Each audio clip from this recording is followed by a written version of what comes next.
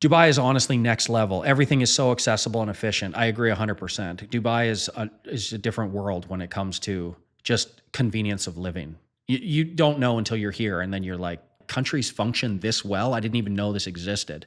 Dubai is what happens when the government wants their citizens to have a good experience, right? That's what it's about. And look, to be perfectly honest, I think it's mandatory. So I'm giving Dubai a lot of credit for just being the most functionally almost perfect place that I've ever been in.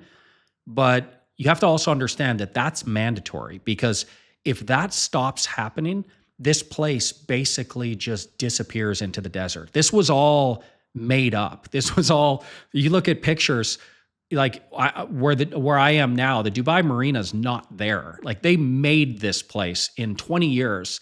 They went from desert with no water to what appears to be like a 7-kilometer marina dug out with 150-story buildings surrounding it. Like, it's all just, they made it. And it's all based on tourism. A lot of people think, oh, Dubai, they're just spending oil money. Abu Dhabi has the oil, but Dubai doesn't have the oil. So Dubai's tourism, Dubai's services, Dubai's, banking and stuff like that. And it's necessary. So the country is absolutely safe. You could drop your Rolex watch at the Starbucks table and go shopping for 2 hours. You will come back and nobody is sitting in that table. Your watch is still there. It's crazy.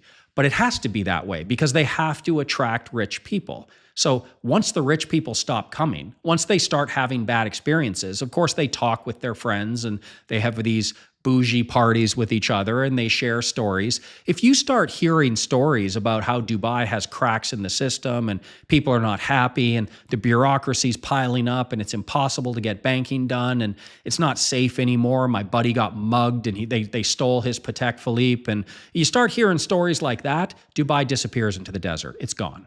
So it's one of those things where it's amazing, but it's amazing sort of forced amazing. And that's why maybe it's so great, is because in 25 years, they basically built the perfect place to save a otherwise just random desert, right? There wasn't much here before. And without the tourism push and without thousands of multimillionaires moving here every year, without that, it's all for naught. This whole Dubai experiment disappears. So everything has to function perfectly, and it does. Everything has to be clean, and it is. Everything has to be organized, and it is. Bureaucracy has to be almost zero, and it is. Healthcare has to be brilliant, and it's top-notch.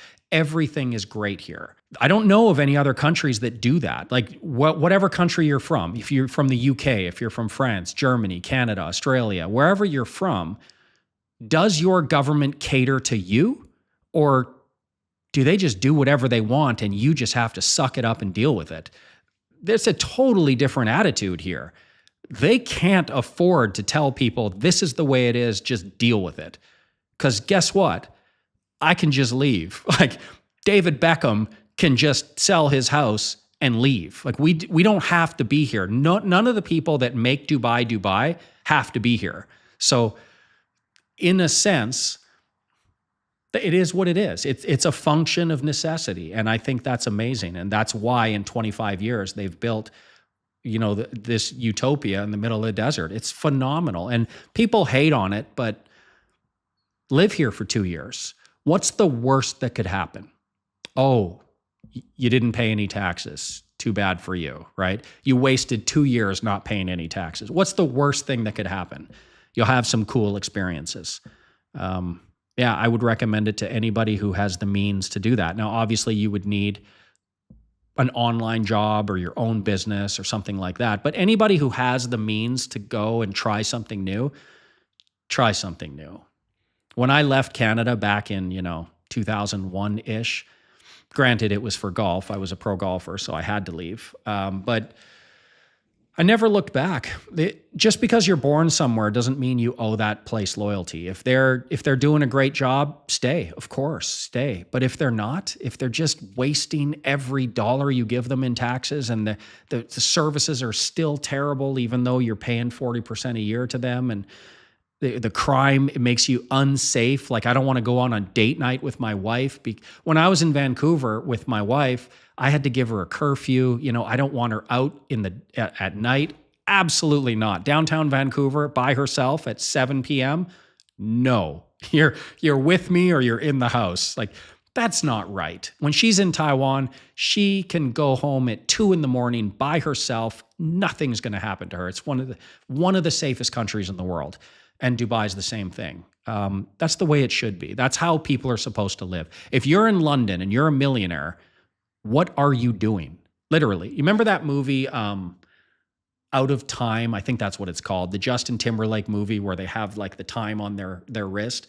And there's that poker scene where he's playing, and the scene where he says to the guy, how does it feel knowing that only a random act of violence could interfere with your, basically your bougie lifestyle?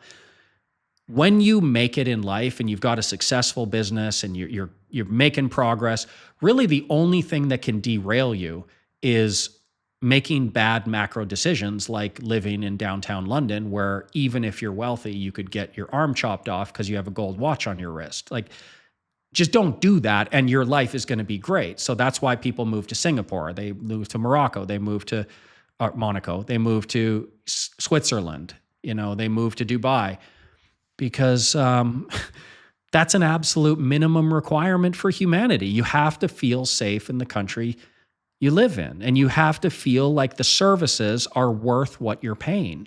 Otherwise, what are we doing?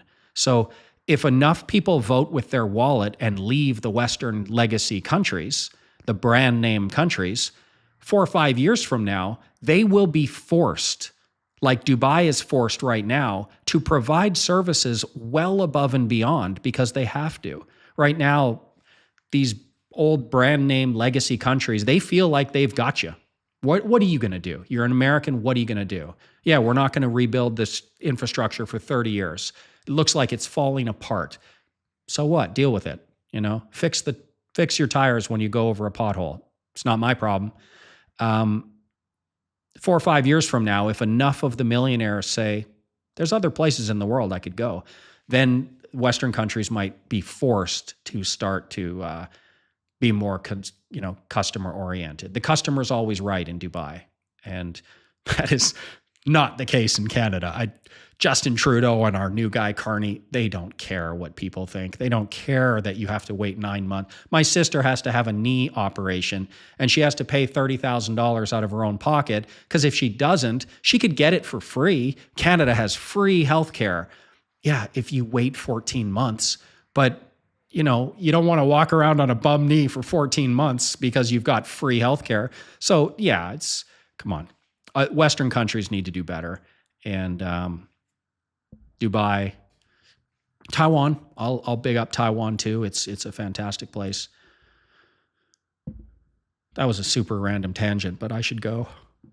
The lifestyle here is amazing. Michelin star restaurants, stunning beaches, great entertainment, top schools for kids. You and I should work for the tourism department because we're totally aligned in this. Dubai, again, though, there is one downside, right? Like, it was 47 degrees, I think, yesterday. It set a record for heat in May. I don't know what it was. I think it hit 51 like a week ago or something like that. When you go out now, like I'm here in late May and I'll be here in actually July, but the people who are here are different now. Like the Beckhams are gone. Like Conor McGregor's gone. All these people like Ronaldo, he's not here in the summers. All these people, the millionaires, they don't live here year round. So perfect world, 8 months a year you live in Dubai, and 4 months a year you go somewhere else. And that's only possible, of course, if you have your own business and you have your own online income. But if you can do it, I would absolutely recommend doing it. Just listen to us, two people who absolutely love this place. Now, granted, I don't do much. Only when the wife is with me do we do the Michelin restaurants and all that stuff. But I'm sure there's so much more in Dubai that I just haven't done because I have no life.